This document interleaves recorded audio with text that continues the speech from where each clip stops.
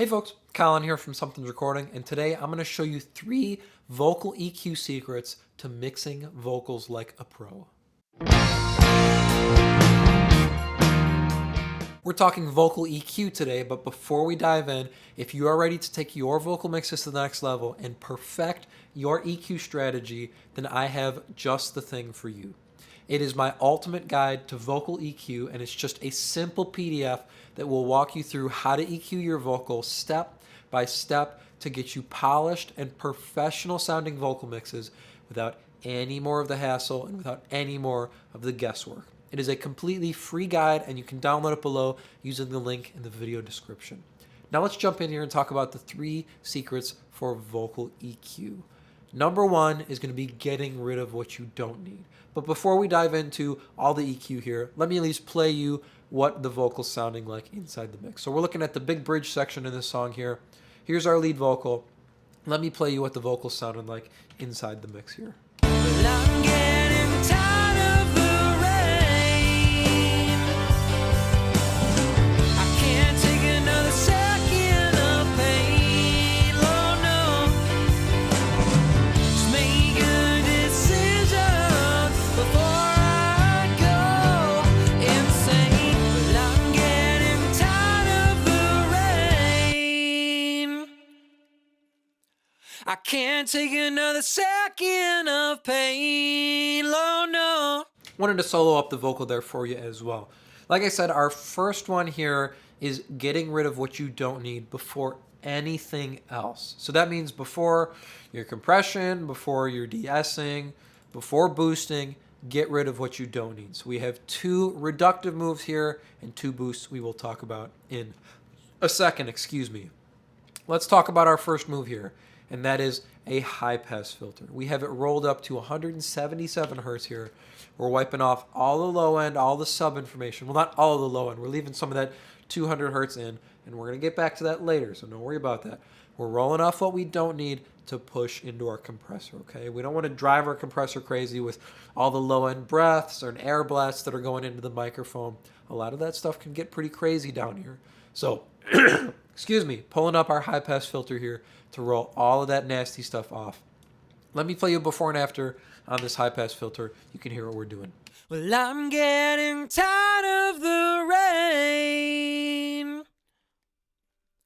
I can't take another second of pain, oh no.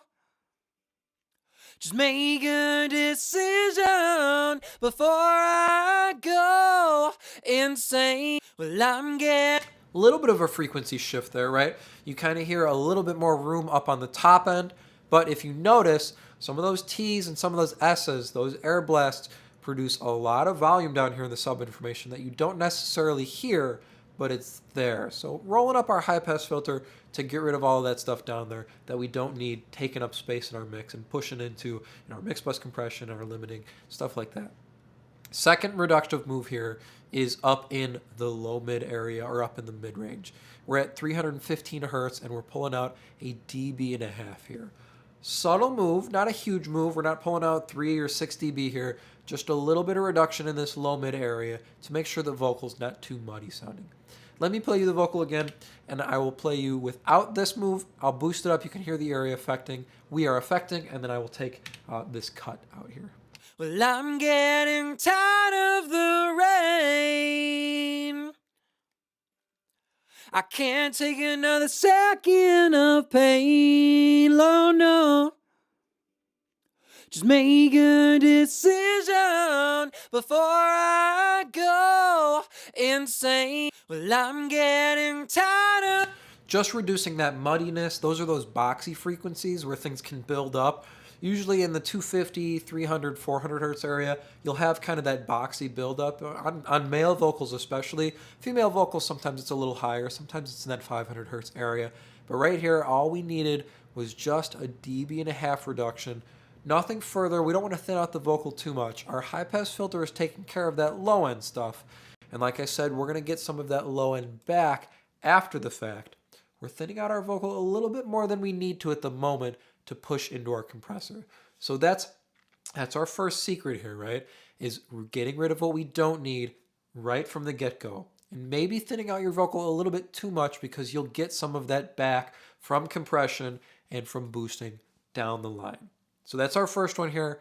Our second one is boosting into your compression. So now that we've gotten rid of what we don't need, let's throw our compressor back in. We'll throw our de-esser back in.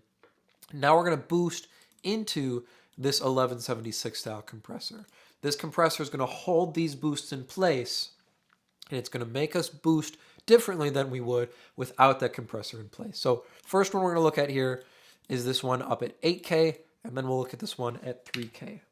Well, I'm getting tired of the rain. I can't take another second of pain. Oh no. Just make a decision before I go insane. So this boost up top, pushing into our compressor, we're doing about 7 to 10 dB of compression here with this 1176. And it gives us a little bit extra character, a little bit extra grit. But when we push this 8K boost into the compressor, we emphasize that character, we emphasize the personality of the vocalist. Without that compressor in, it's just a normal boost, just bringing up some 8K. But by pushing into a compressor, it holds our vocal in place, so we're pushing against the top end to get some of that extra character and that air. It's still going to be held in place though. Next boost here we have is at 3K. We're doing about 3.5, almost 4 dB boost here at 3K. So take a listen. Well, I'm getting tired of the rain. I can't take another second of pain. Oh no. Just make a decision before I go. That's our high mid energy that's going to help our vocal cut through the mix, especially with a pair of big electric guitars and a piano being the main instrument. You're going to need a little bit extra of this kind of high mid area for your vocal to be competitive. And again, boosting into our compressor. Our compressor holds these boosts in place so they never become too much inside the mix. And it helps us get a little bit extra of this 3K area, this high mid area, without it being overbearing. And it helps the vocal cut through the mix in that way. That's our first two. So we're getting rid of what we don't need. Then we're getting our compressor in and boosting into our compressor. Those are our first two.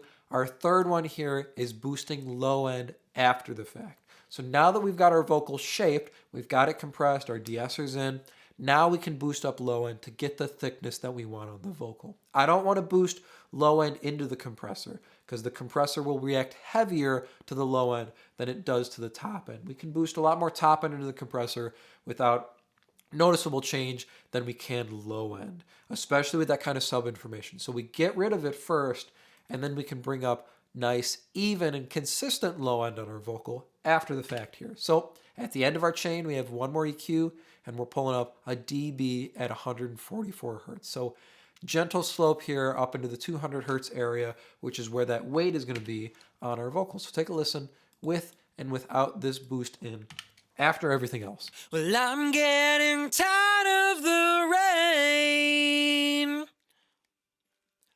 I can't take another second of pain. Oh no.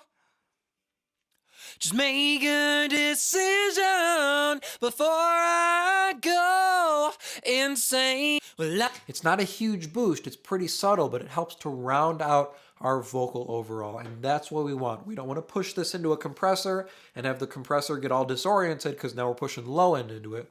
We just want to round out our vocal after everything else. So get your vocal shaped, then make it feel round, make it feel warm by boosting some of that low end up after. This way you get consistent low end rather than inconsistent, air blasts and all that stuff that you'd boost if you did it at the beginning. So those are our 3 EQ secrets here. First one is getting rid of what we don't need before anything else. So high pass filter, getting rid of that boxiness, any muddiness, any nasalness that you may hear. Then second EQ secret is boosting into your compressor. So get your compressor in place and then boost into it. Only the top end here. We're only boosting our top end and our high mid area into the compressor. So it's holding this stuff in place for us. After the fact now, at the end of our chain is where we're adding our low end information, adding that weight and that thickness to our vocal. So last EQ in the chain here, and we are adding about a dB at 144 hertz. I don't want to boost any higher because then our slope will be reaching up into, the 300 hertz area, the 400 hertz area. I don't want any of that. So you can see we've got a gentle return here, only reaching up to about 250 hertz here. That's way we get a little bit of thickness. It's subtle, but it rounds out our vocal overall. I hope that was helpful for you. As I mentioned at the beginning of the video, if you're ready to take your vocal mixes to the next level and really start dialing in your EQ strategy, then I have just the tool for you, and it is completely free. It is my ultimate guide to vocal EQ, and you can download it below to start creating more professional vocal mixes in less time. Thank you so much for watching, and I will see you in the next video.